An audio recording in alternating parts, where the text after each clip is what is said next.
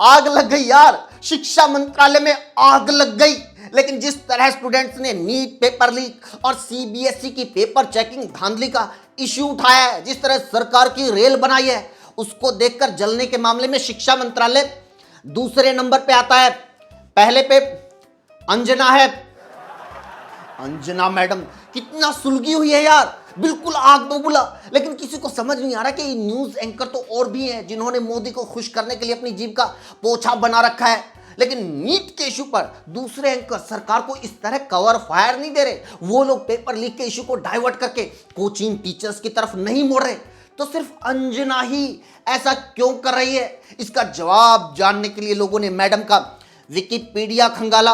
और ये क्या, असली वजह तो यहां लिखी हुई है। वजह यह है कि अंजना मैडम ने भी कभी अपने जमाने में प्री मेडिकल एग्जाम दिया था। जी हां, वही एग्जाम जिसे आज नीट बोला जाता है। लेकिन मैडम फेल हो गई थी।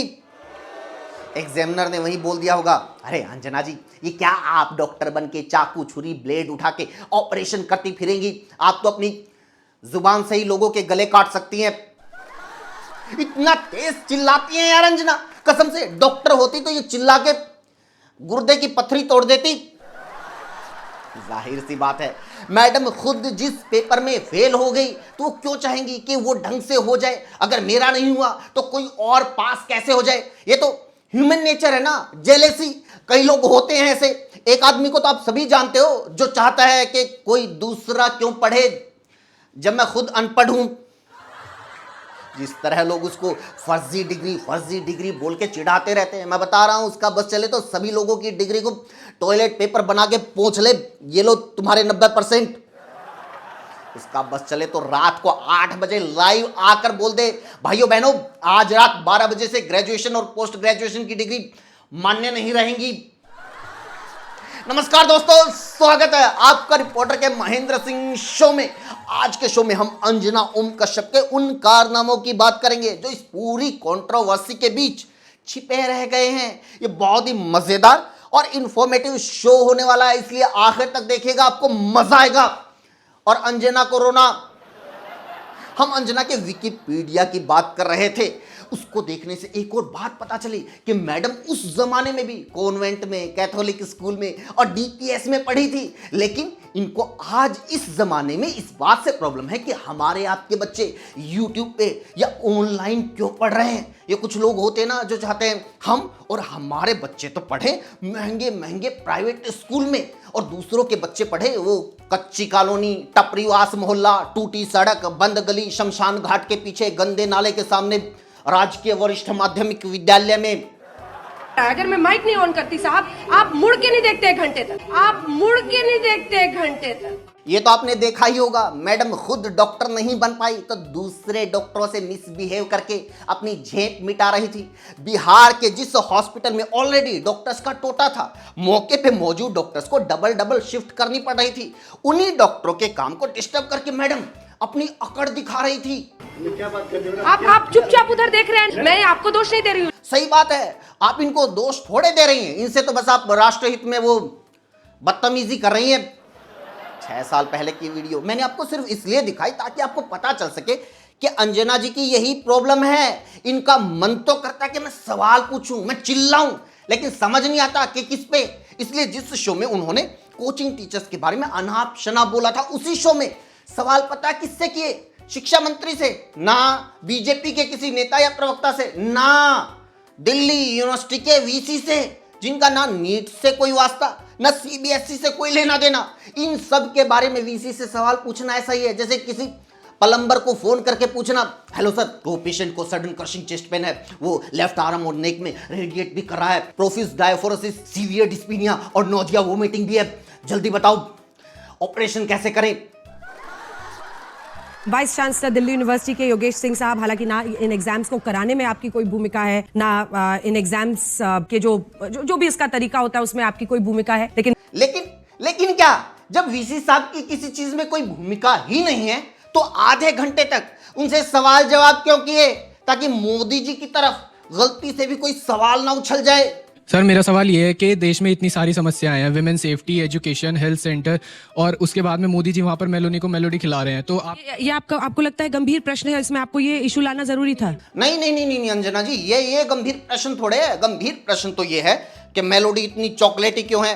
आप पर्स रखते हो या नहीं? आप टॉनिक लेते हो या नहीं? आप आम चूस के खाते हो या काट के खाते हो? क्योंकि हम लोग तो चाट के खाते हैं, चाटने को ना मिले तो भूखे मर जाए। और मैं वायुसेना के पक्ष में नहीं हूँ, ये सिविलियन एडमिनिस्ट्रेशन का काम है। अगर इस बार लगाना पड़ेगा तो क्या दिक्कत है? मैं कह रहा हूँ कि हर जगह एयरफोर्स लगाएंगे। क्यों नहीं लगा सकते? तो क्या दिक्कत है?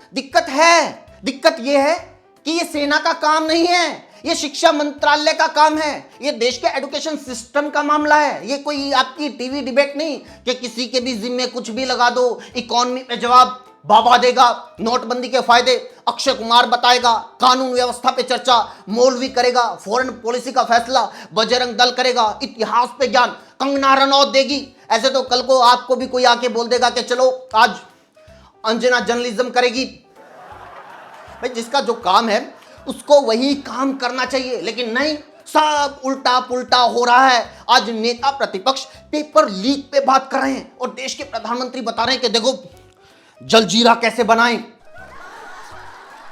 बताया जाता है कि बच्चों को मुफ्त पढ़ा रहे हैं, हम शिक्षा का लोकतांत्रिकरण कर रहे हैं, हम गरीब बच्चों के मसीहा हैं, व्यवस्था के खिलाफ हैं। लेकिन YouTube पर कुछ भी मुफ्त नहीं होता। अगर आप फीस नहीं दे रहे तो इसका मतलब ये नहीं कि कोई कमाई नहीं हो रही।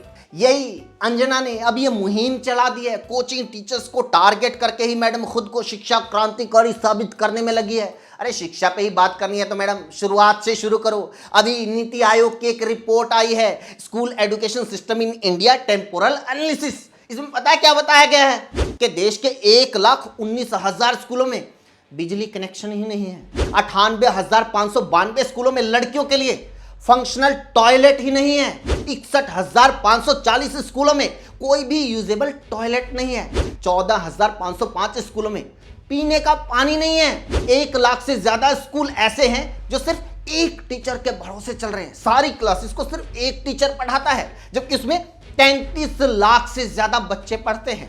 अकेले बिहार में 2 लाख से ज्यादा एलिमेंट्री टीचर्स की पोस्ट खाली पड़ी हुई हैं। उत्तर प्रदेश में 2,62,000 एलिमेंट्री प्लस सेकेंडरी टीचर्स की पोस्ट खाली हैं। आधे स्कूलों में साइंस लैब नहीं है, साइंस सब्जेक्ट नहीं है, पढ़ाने वाले टीचर नहीं है। स्टाफ और सब्जेक्ट्स के मामले में लगभग यही हाल कॉलेजेस का भी है। ऐसे स्कूल और कॉलेजों में पढ़ने वाले बच्चों के लिए, रिमोट एरिया में रहने वाले बच्चों के लिए एक सहारा है ये YouTube वाले टीचर्स। स्टेट जीके से लेकर अलग अलग सब्जेक्ट्स की तैयारी तो बच्चे इनकी वीडियो देख के ही कर लेते हैं फ्री में। इसकी वजह से बच्चों का शहर में आने जाने का खर्चा बच जाता है, वहां रहने का, खाने पीने का खर्चा बच जाता है, यहां तक कि किताबों तक का खर्चा बच जाता है। ऐसी नोबल प्रैक्टिस करके ये टीचर्स स्टार यूट्यूबर बनते हैं, व्यूज लेते हैं, मोनेटाइजेशन और सब्सक्रिप्शन से कुछ पैसे कमा लेते हैं। तो आपको क्या प्रॉब्लम है? आपको टारगेट करने के लिए YouTube पर बस यही कंटेंट मिला, वो नहीं दिखा।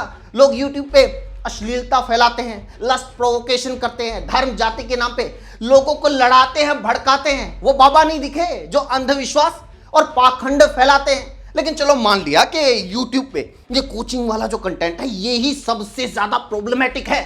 आप चाहते हैं कि इस देश से ये कोचिंग का पूरा सिस्टम खत्म हो जाना चाहिए, और ये बात खुद ये कोचिंग देने वाले टीचर्स भी कहते हैं कि एजुकेशन सिस्टम बढ़िया हो तो ये कोचिंग का फंडा ही खत्म हो जाएगा। तो अंजना जी, इसकी शुरुआत आप खुद करो, अपने घर से करो। ये जो सारे के सारे न्यूज एंकर्स हैं इनको इकट्ठा करो, इनसे एक सार्वजनिक शपथ पत्र जारी करवाओ कि आप अपने बच्चों, अपने पोते पोतियों को कभी भी कोई कोचिंग नहीं दिलाएंगे, उनको कभी किसी कोचिंग इंस्टीट्यूट में नहीं भेजेंगे। अगर आपको उनके किसी कोचिंग सेंटर में जाने का कोई सबूत मिल जाए तो तुरंत प्रभाव से मोदी जी इस्तीफा दे देंगे। इसी के साथ वीडियो में इतना ही दोस्तों। आपका क्या कुछ कहना है इस पूरे के पूरे इश्यू को लेकर, अंजना ओम कश्यप को लेकर, यूट्यूब वाले टीचर्स को लेकर, जो भी आपकी राय है ज़रूर लिखिएगा, क्योंकि ये बहुत ही इंपॉर्टेंट इशू है और इसके बारे में लिखना भी पता है क्यों ज़रूरी है। कोई पक्ष सही हो, कोई पक्ष गलत हो, लेकिन अच्छी बात यह है कि अब इस देश में जेन्युइन मुद्दे पे चर्चा तो हो रही है, शिक्षा तंत्र के बारे में चर्चा तो हो रही है। इसलिए कमेंट ज़रूर कीजिए, जुड़ने के लिए चैनल को ज़रूर सब्सक्राइब कीजिए। Thank you so much.